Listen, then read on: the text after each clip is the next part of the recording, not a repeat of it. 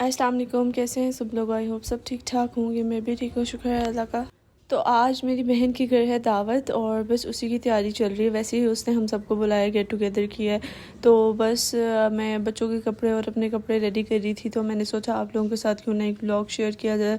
तो ये मैंने नया 2 पीस सूट लिया है और ये सिंपल सा ही है, इतना कोई फैंसी नहीं है, एम्ब्रॉयडर नहीं है। मैंने कहा चलो आज वैसे ही जा रहे हैं, वैसे ही छोटी सी एक गेट टुगेदर है, दावत है उसके घर, तो यही पहन जाते हैं।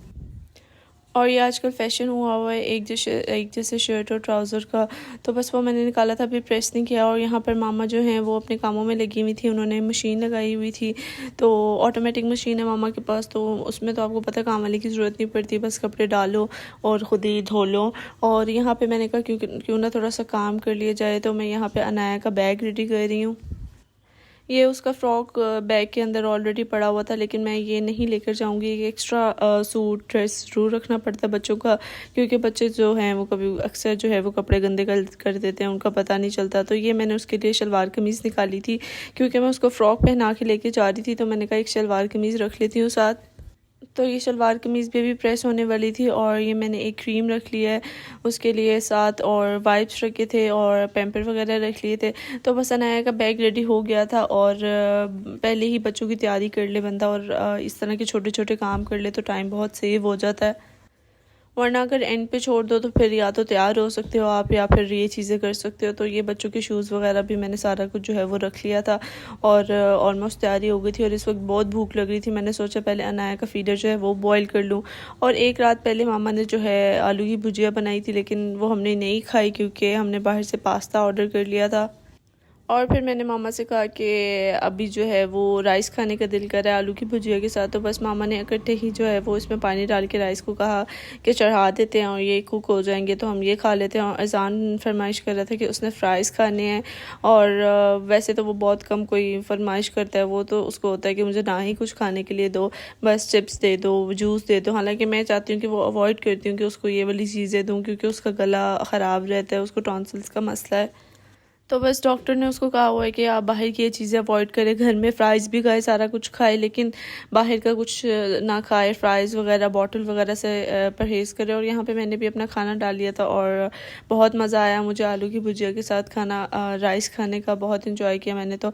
और अनाया मैडम जो है वो बस इधर उधर फिर रही थी, और उसके बाद तकरीबन 5:30 हो गए थे, और ना अभी मैंने बाल स्ट्रेट किए थे और ना अपने कपड़े प्रेस किए थे।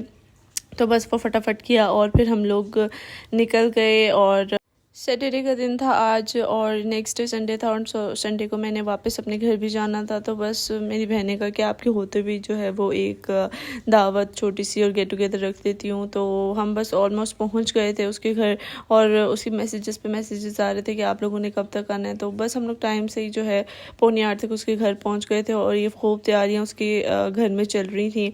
ये उन्होंने सब्ज़ी जो है वो बाहर से प्रिपेयर करवाई थी और बहुत मज़े की थी, और गोश्त भी बहुत अच्छा गला हुआ था और बहुत मज़ा आया खाने का। तो मैं आपको पूरी एक टेबल दिखाती हूँ।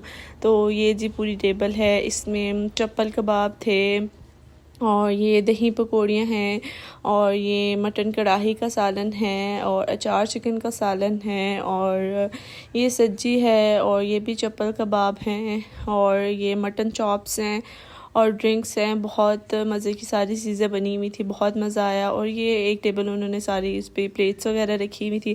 और मीठे में जो है उसने मैंगो डिलाइट बनाया हुआ था, जो कि बहुत बहुत मज़े का था, और बहुत मज़ा आया उसके घर जाने का, चीज़ें खाने का। अल्लाह ताला उसके हस्बैंड की कमाई में बरकत दे। और बस यहाँ पे हम लोग खाना शाना खा चुके थे, अब उसके रूम में आ चुके थे, और चाय के कप आपको नज़र आ रहे होंगे, वो बस हम पी रहे थे। और सामने जो हैं वो मेरी मामा बैठी हुई हैं, बस हम लोग ऐसे ही गपशप लगा रहे थे। और कोई 12-1 बजे जो है हम उसके घर से निकले, और बहुत लेट हो चुका था। लेकिन जब इंसान बैठ के बातें करने लगते तो पता ही नहीं चलता टाइम कब गुजर जाता है।